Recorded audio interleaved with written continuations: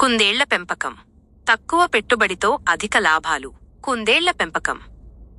Rabbit farming అనేది తక్కువ పెట్టుబడితో ఎక్కువ లాభాలు పొందేందుకు ఒక అద్భుతమైన అవకాశం. ప్రారంభకులకు ఇది చాలా అనుకూలమైన వ్యాపారం. కుందేళ్ల పెంపకం ఎలా ప్రారంభించాలో ఇక్కడ వివరించబడింది.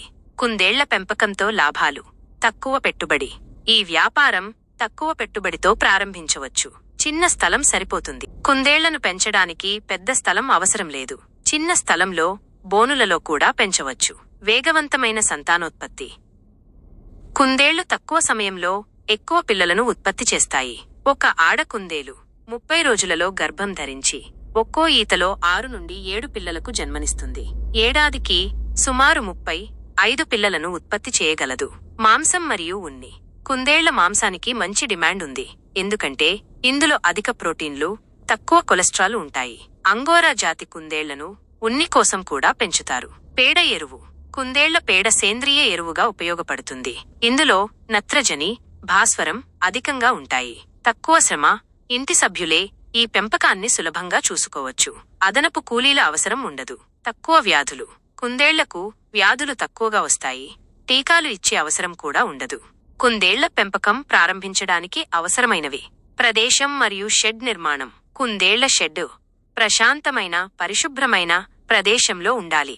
ఎత్తైన ప్రదేశంలో గాలి ధారాళంగా వచ్చే చోట, నీరు ఇంకని చోట షెడ్ నిర్మించాలి. శబ్ద కాలుష్యం లేకుండా చూసుకోవాలి. వేసవి, వర్షాకాలం, చలికాలాలను తట్టుకునేలా బోనులు, పాకలను నిర్మించాలి. బోనులు సరైన పరిమాణంలో ఉండేలా చూసుకోవాలి. కుందేళ్లకు నడవడానికి తగినంత స్థలం ఉండాలి. కుందేళ్ల జాతుల ఎంపిక. మన దేశంలో ప్రధానంగా 2 రకాల కుందేళ్లను పెంచుతారు. అంగోరా కుందేళ్లు ఉన్ని ఉత్పత్తి కోసం పెంచుతారు. ఉదాహరణకు British angora, German angora, Russian angora. Broiler కుందేళ్లు మాంసం కోసం పెంచుతారు. మీ వ్యాపార లక్ష్యాన్ని బట్టి సరైన జాతిని ఎంచుకోవాలి. కుందేళ్లను కొనుగోలు. నమ్మకమైన, ఆరోగ్యకరమైన కుందేళ్లను కొనుగోలు చేయాలి.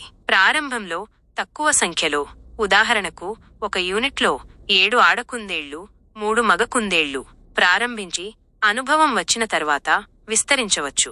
రాజేంద్రనగర్ మరియు కోరుట్ల వంటి వెటర్నరీ కళాశాలల నుండి కుందేళ్లను పొందవచ్చు. ఆహారం మరియు దాణా. కుందేళ్లు సాధారణంగా పచ్చిగడ్డి, కూరగాయల వ్యర్థాలు, ఆకులు వంటివి తింటాయి. వీటికి అదనంగా ధాన్యాలు, చిక్కుడు గింజలు వంటి బలవర్ధకమైన ఆహారం ఇవ్వాలి. దాణాలో రసాయనాలు లేకుండా సేంద్రియ విధానంలో పండించిన ఆహారాన్ని అందించడం మంచిది. కుందేళ్లకు నిరంతరం పరిశుభ్రమైన నీరు అందుబాటులో ఉంచాలి. యాజమాన్య పద్ధతులు. పరిశుభ్రత. షెడ్ మరియు బోనులను ఎప్పటికప్పుడు శుభ్రంగా ఉంచాలి. ఆరోగ్యం. కుందేళ్లకు క్రమం తప్పకుండా వైద్య పరీక్షలు చేయించాలి. వ్యాధులు రాకుండా జాగ్రత్తలు తీసుకోవాలి. సంతానోత్పత్తి. 5 నుండి 8 నెలల వయస్సు తరువాత పూర్తిగా బరువును సంతరించుకున్న ఆరోగ్యవంతమైన కుందేళ్లను సంతానోత్పత్తికి ఎంపిక చేయాలి. మార్కెటింగ్. కుందేళ్ల మాంసానికి, ఉనికి డిమాండ్ ఉన్న ప్రాంతాన్ని ఎంచుకోవడం ముఖ్యం. మాంసం దుకాణాలు, హోటళ్లు, రెస్టారెంట్లు నేరుగా వినియోగదారులకు విక్రయించవచ్చు. ఆన్లైన్ ప్లాట్ఫామ్ల ద్వారా కూడా విక్రయించవచ్చు. విస్తరణ మరియు వైవిధ్యీకరణ. ప్రారంభంలో చిన్న స్థాయిలో మొదలుపెట్టి వ్యాపారం వృద్ధి చెందడంతో ఉత్పత్తిని పెంచవచ్చు. కేవలం మాంసం లేదా ఉన్నికే పరిమితం కాకుండా కుందేలు పేడ, ఎరువు అమ్మకం, అలంకరణ కోసం పెంపుడు కుందేళ్లను పెంచడం వంటి ఇతర మార్గాల ద్వారా కూడా ఆదాయాన్ని పొందవచ్చు. ప్రభుత్వ సహాయం. కుందేళ్ల పెంపకానికి ప్రభుత్వం నుండి రుణ సౌకర్యాలు కూడా అందుబాటులో ఉండవచ్చు. దీని గురించి సంబంధిత అధికారులను సంప్రదించడం మంచిది. ముఖ్య సూచనలు. వ్యాపారం ప్రారంభించే ముందు కుందేళ్ల పెంపకం గురించి పూర్తి అవగాహన పెంచుకోవాలి. దీనికోసం ఆన్లైన్ కోర్సులు, శిక్షణ కార్యక్రమాలను సద్వినియోగం చేసుకోవచ్చు. అనుభవజ్ఞులైన రైతుల నుండి సలహాలు తీసుకోవడం వల్ల చాలా ప్రయోజనం ఉంటుంది.